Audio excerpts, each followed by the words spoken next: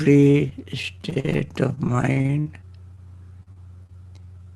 then we notice our resentment slowly fading away, because in the relaxed mind we begin to feel metta feeling. As metta feeling increases, resentment decreases. This is very natural, dependent origination method. When one arises, other does not arise. When one arises, another arises along with that. When peaceful state arises, metta arises. When peaceful state disappears, resentment arises. And when peaceful state is prolonging, metta feeling is prolonging. When this happens, again the body and mind becomes even more relaxed, more calm, more peaceful. And then sometimes it triggers our sleepiness and drowsiness. Because when everything is calm, relaxed and peaceful, we feel sleepy.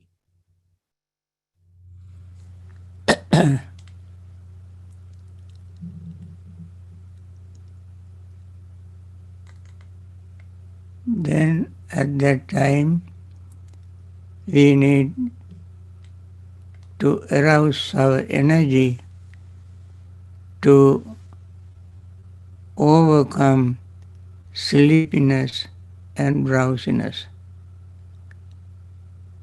We overcome sleepiness by arousing our energy, wholesome energy. That is one of the factors of the Noble Eightfold Path, energy factor, samma vayama. When we make effort to overcome sleepiness and drowsiness, as sleepiness and drowsiness fade away, its opposite can arise. That is restlessness and worry. When restlessness and worry arises, we cannot gain concentration. So we have to use mindfulness to overcome restlessness and worry. We start mindfulness and we continue using mindfulness and remain mindful all the time. When restlessness and worry arises, the mind goes to the past, recalling various past things, or going to the future, planning the future. Both of them are not going to help to gain concentration, so we keep the mind in the present moment. That is why the Buddha at the very outset mentioned in the meditation that we have to keep the mind in front. In front means exactly keep the mind on the present moment. To keep the mind in the present moment, we use the breath, because breath is moving in and out right now, this very moment. We don't think of the past breath or the future breath, but we focus the mind on the current breath. Then mind vacillating like a pendulum going to the past and future will stop and stays on the present moment. And then After all these things, we still have some questions, doubt. Am I going to be successful? This question can arise. Is this method is right? So these questions will all vanish when we have full confidence in the Buddha, the method he taught us, and the community of Sangha that follows it, and also our own experience.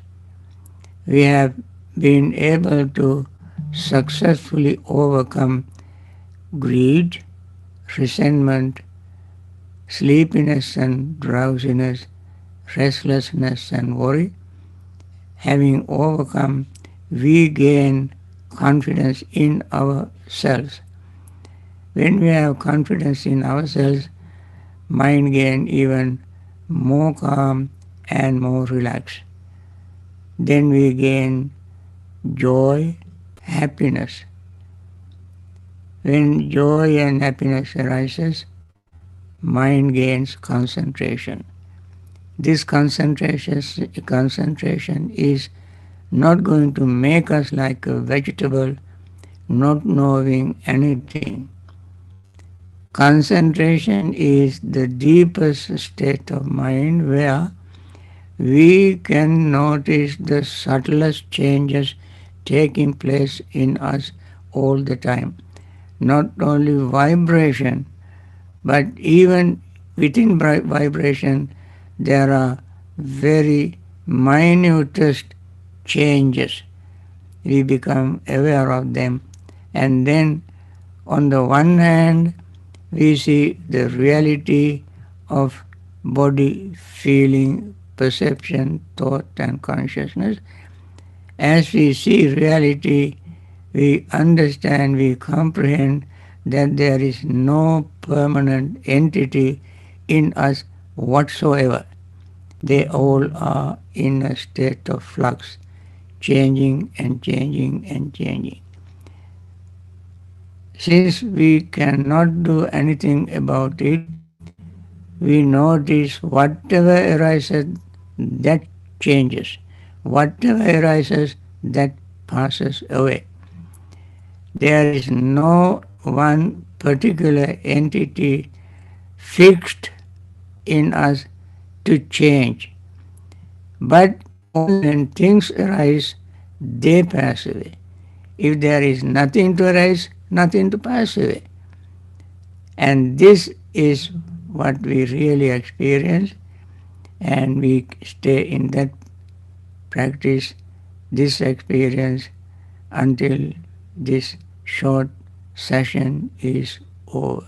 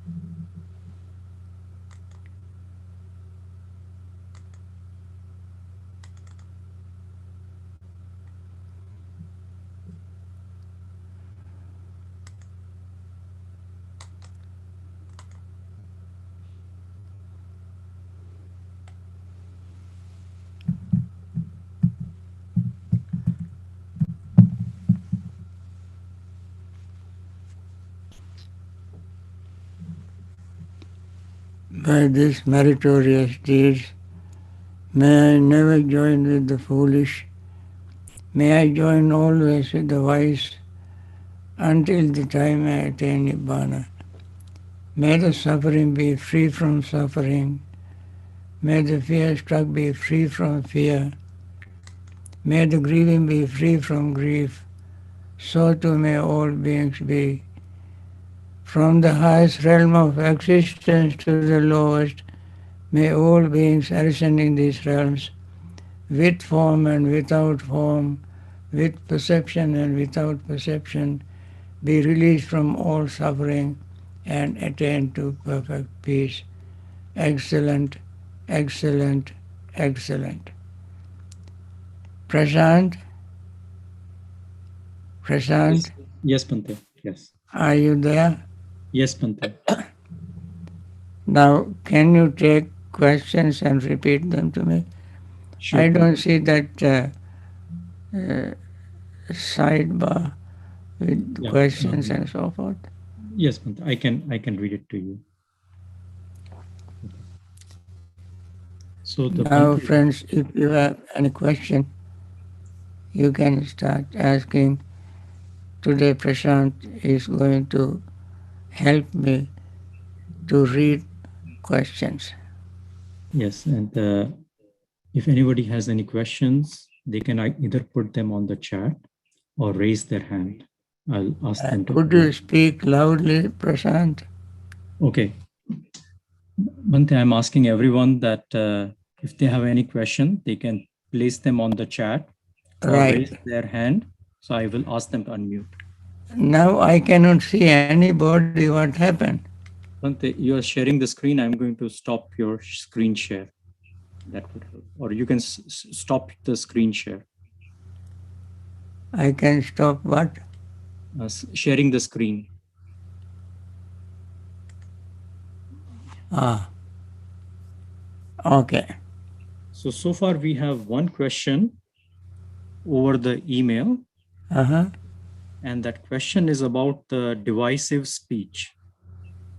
And I'm going to read it to you. Bhante. Non-duality. No, divisive speech. Eh? It's regarding the unwholesome roots, like which you mentioned yesterday.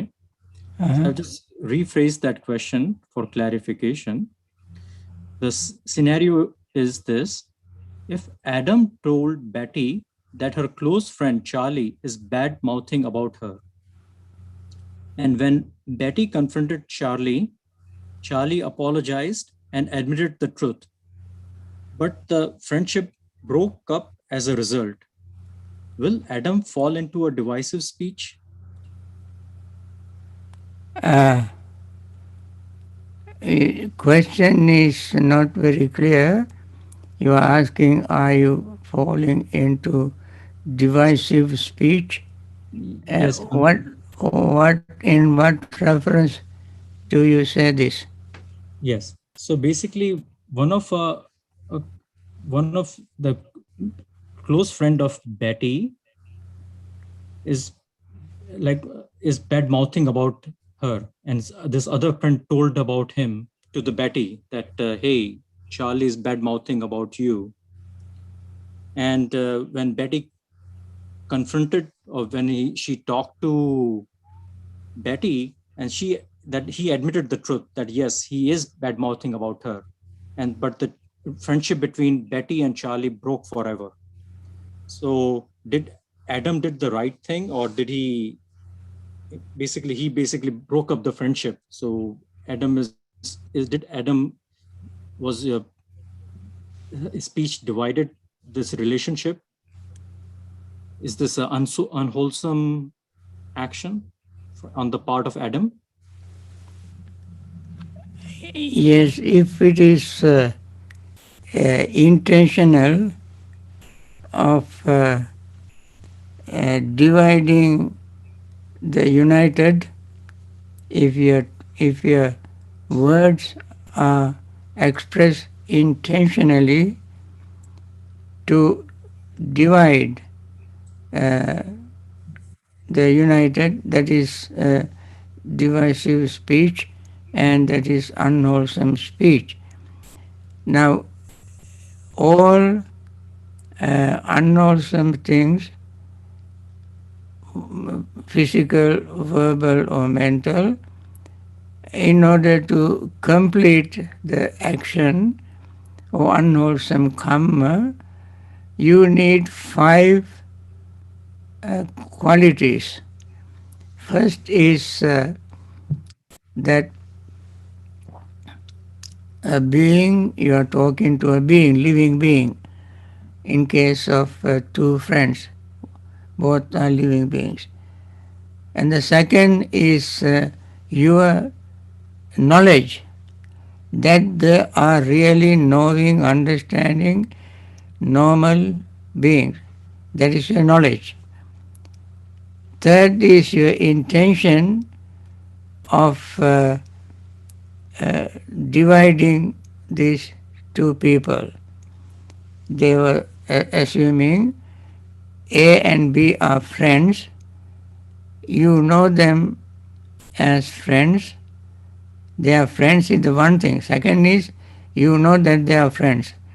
Third is your intention of breaking their friendship by saying something. Fourth is with that intention you listen to one side. And fifth is going to the other side and relating that story with more spices, exaggeration, adding something more juice to make it tasty. And then B will be very upset. B would think that A was B's friend, but A has said something which B don't appreciate. And then B would say to you, you are the third party, B would say to you, you know, I thought A was my friend. I cannot believe that A said such and such a thing. So you confirm it again. Yes, he did such and such a talk. He said such and such a thing about you. And then B would say something to you uh, with his disappointment, uh, and he would say, I don't trust him anymore, and I don't believe him anymore. I don't think he is a good friend to associate with, and so forth. B would tell you. Then you go back to A and say, you know, I had a casual conversation with B, and he said such and such a thing. He repeats everything that B told about A. So you come and repeat that to A. So this way you go back and forth with the intention of breaking their friendship. That is a very bad, unwholesome karma. Okay. Any Thank other you. question? Yes, Bhante. Bhante, would you please speak about the importance of the light nimitta during the samadhi practice?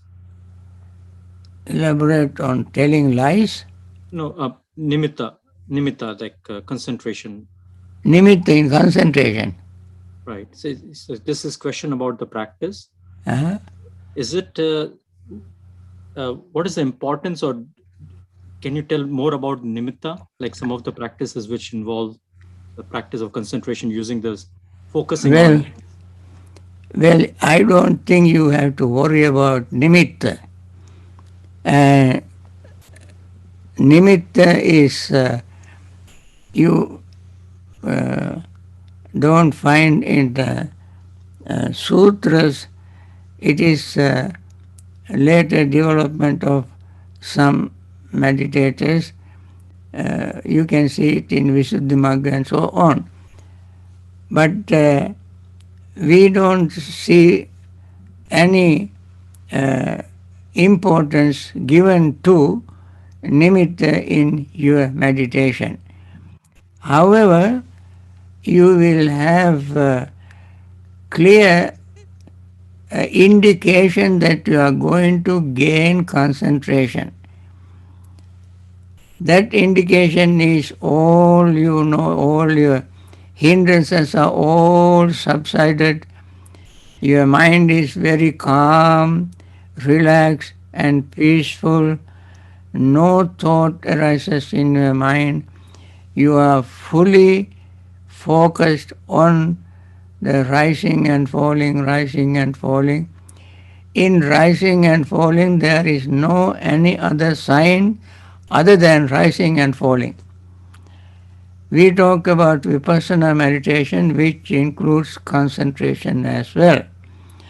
In vipassana meditation, you pay attention to rising and falling, rising and falling, rising and falling, rising and falling of anything you experience, anything that you experience, that is rising and falling, rising. So what rises, that falls. What rises, that falls. In that very normal, natural occurrence in your experience, in your body, feeling, perception, thought, and consciousness, you don't find any particular sign. You just gain this awareness, then you will see your greed fading away, and eventually it will completely vanish from your mind, never to return again. Similarly, your ignorance, avidya, also disappears because you begin to see these changes exactly as they are changing. Then you have no shade of doubt about having any permanent eternal entity. Then your mind is perfectly clean and clear, and you gain that attainment. In the process of that attainment, there is no any particular thing called sign. In unmindful meditation, when we practice mind, friends, if we just practice only concentration without having any mindfulness, then probably you can have signs of concentration. But in the right concentration, there is no such thing, because right concentration necessarily has mindfulness. In the I am following strictly following the Buddha's teaching. In the Noble Eightfold Path, you see mindfulness and concentration. You pass the mindful step and get the strength and power and vision of mindfulness to gain concentration. So long as you remain mindful and then gain concentration, you will not have any particular sign called sign of concentration. You don't have it. You don't need that. Moreover, when you practice, you gain concentration through mindfulness, you even don't have to come out of your jhanic attainment to focus the mind on impermanence, because you are seeing impermanence in the practice of mindfulness. You have to practice, if you practice concentration without mindfulness, then of course you have to come out of that attainment, that concentration, in order to focus your mind on impermanence, rising and falling, rising and falling. So this is very important, subtle point that we have to remember. So that is what I had to say about sign of concentration. Nimitta. Yeah. Bhante, another question which is probably related, and is difference between mindfulness of breath and insight. I think when I am and also then he explains that when I'm concentrating on my breath, there are times that I understand something about Dhamma. It becomes clear to me. While this is pleasant, I doubt the experience as perhaps I'm just thinking. How does one recognize insight in meditation? Okay. Insight is called seeing just like we see with our eyes, without any doubt. We see the reality, and seeing that reality exactly as it is your insight. Insight is another name for wisdom. Buddha compared wisdom to eye. When he attained full enlightenment, he said, "I arose in me, vision arose in me, wisdom arose in me, and knowledge arose in me." I, vision, wisdom, knowledge, all these refer, all these different words are used to tell us that we gain full awareness, complete mindfulness, complete vision, and complete purity of our mind. And therefore, you know when it is happening. You don't have to ask anybody. You even don't have to read a book. Only you are the witness. You are the testimony. You are the one who really experience it. So, uh, Buddha has mentioned it in many places. You all remember the Bahya Daruchirya's story. Daruchirya, while listening to Buddha's very, very brief instructions on meditation, while listening to it, his mind became clearer and clearer and clearer. No hitch in between, no obstruction in between his listening and Buddha's teaching. His mind was so fully focused on the truth, on the Dhamma he taught. And that moment, instantly his insight, wisdom, vision arose and attained full enlightenment. So this happens, so you are the only one who knows that. And nobody else can tell you. Without any uh, doubt, hindrances, hesitation, you proceed seeing the mind getting clearer and clearer and clearer. Then you will see the clearest state of mind where nothing can you see permanent. And that is how you know that you are gaining awareness in meditation. Thank you, Bhante. Bhante, another practice-related question is on first noble truth. They want to understand what is the first noble truth of suffering, how it needs to be understood, and how one can practice to understand suffering fully, as Buddha had done. Okay. To understand suffering fully, we must understand the cause of suffering, that is greed, desire. Uh, we can see in our mind there always is something we need,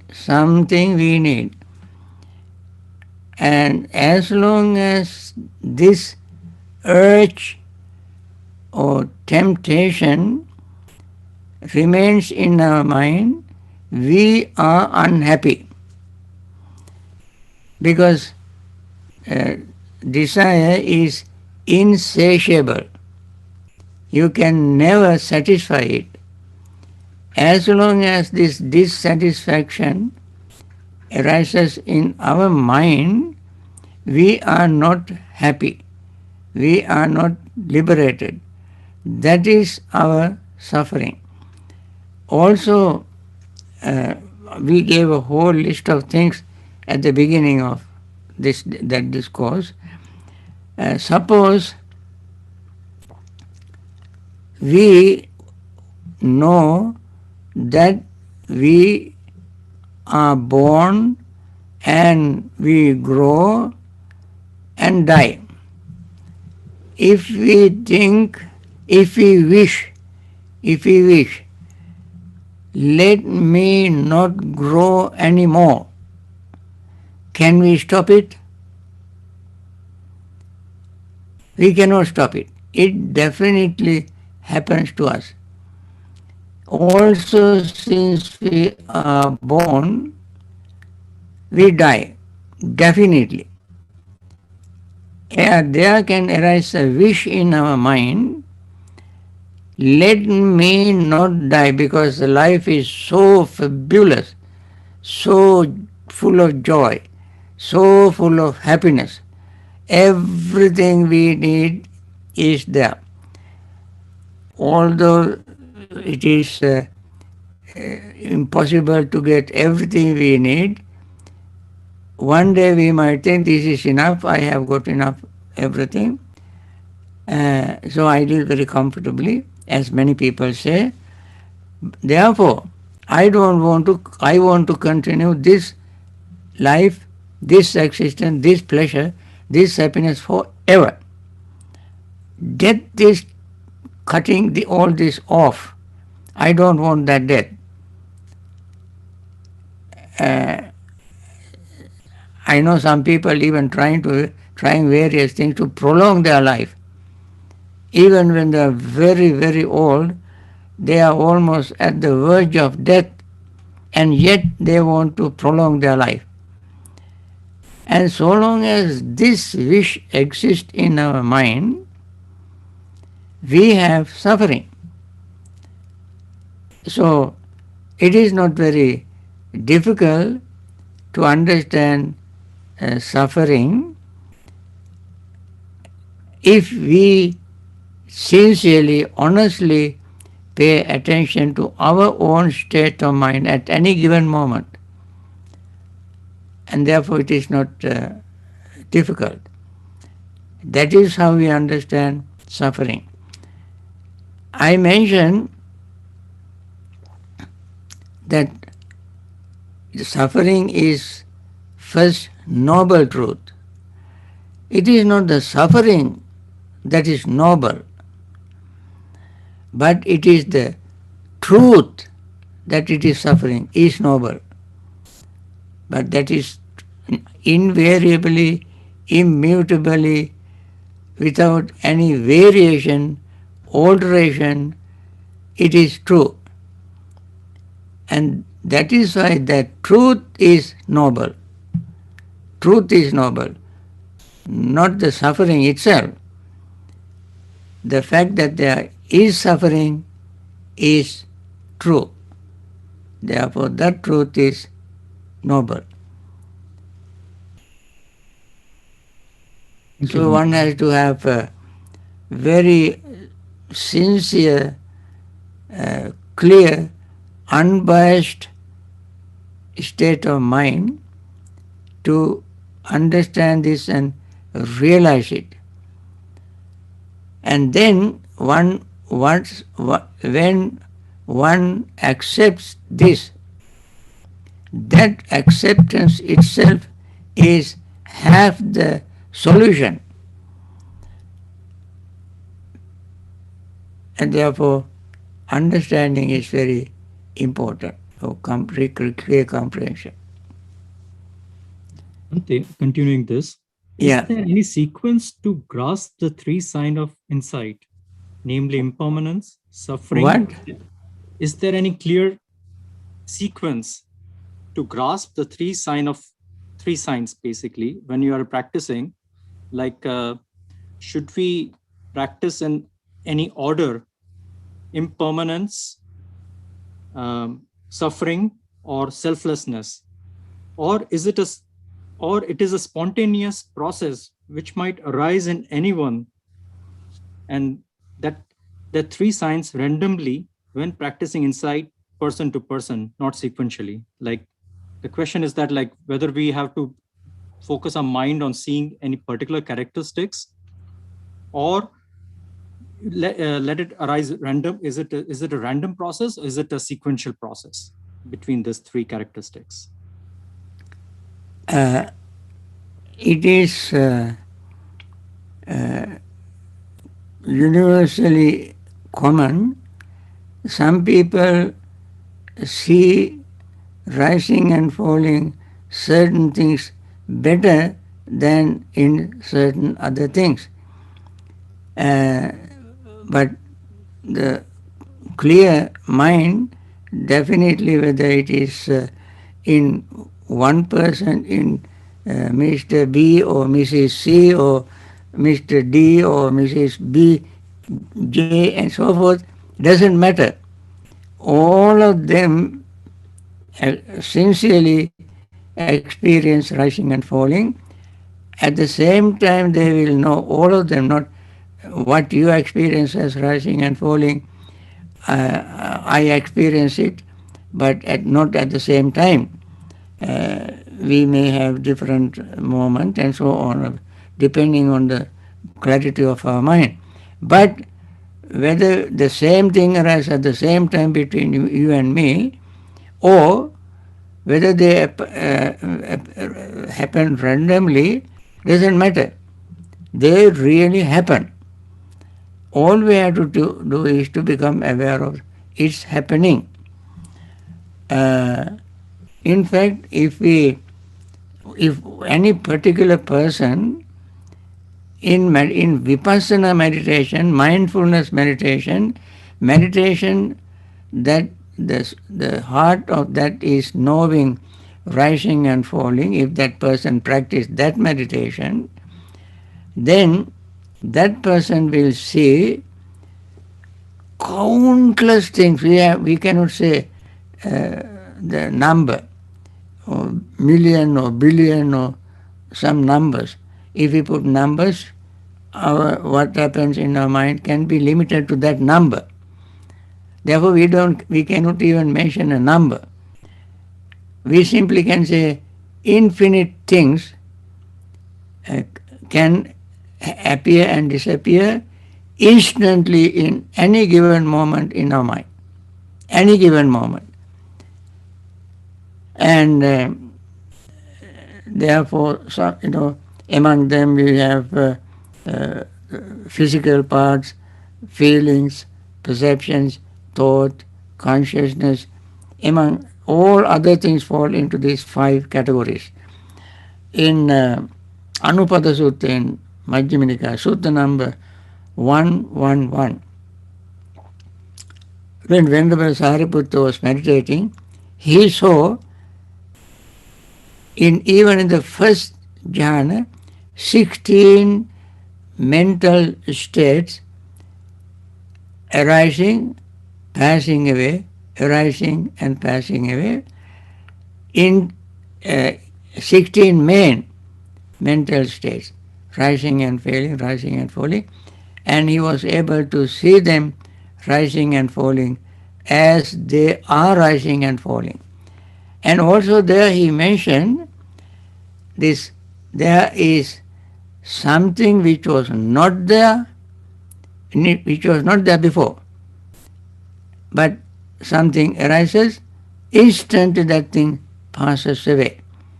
What arises, that passes away.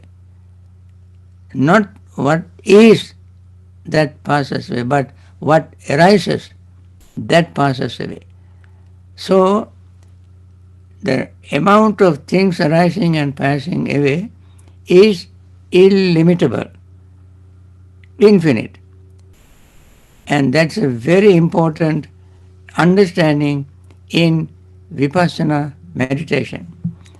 I think, friends, This is enough for today's session. And we started with metta. Now we want to end with metta.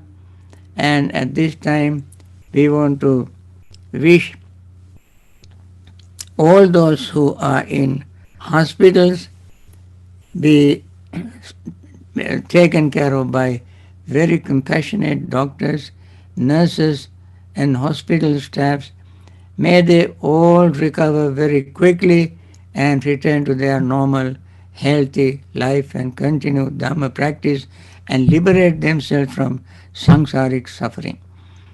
May all the relatives and friends who have lost their dear ones and may they be free from griefs and then return to their normal life to continue their Dhamma practice. All the doctors, nurses who are very compassionately taking care of their patients, even at the risk of their own lives, be free from all diseases and live long in very good health to continue their compassionate service. Those leaders who have given a very powerful, compassionate leadership, encouraging people to get vaccine and taking care of them in many ways. May they continue their very wonderful, marvelous service, and they too live long in very good health to continue their compassionate service. And others uh, lagging behind to take the leadership in order to secure and save these people from this sickness. May they uh, come around it and very quickly make wise decisions and help these people.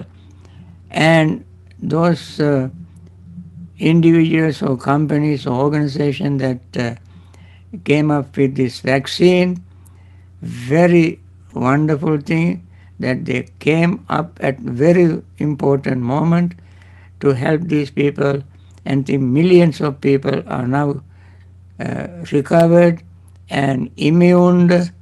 They are healthy now, and therefore we want to send our metta to those people for their well-being and happiness and to live long in good health.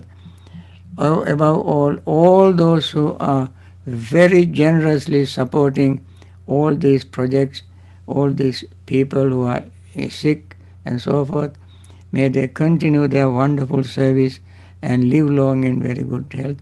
Overall, thank you all very much for participating in this very important session. Sacrificing your own weekly vacations, weekly other activities. You have spent this time with us with very wonderful intention, wonderful compassionate heart. May you all live long in very good health. Thank you.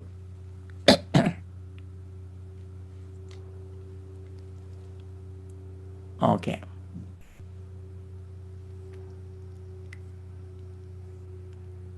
Thank you, Thank you, Bhante. Bhante. Thank you, Thank Bhante. you, Thank you, Bhante. Bhante. Thank you, Thank you, Bhante. Bhante. Okay. Bhante. Right away, Bhante. Night. Thank you, Gracias. Bhante. Thank you. Gracias. Thank you. Sadhu, sadhu.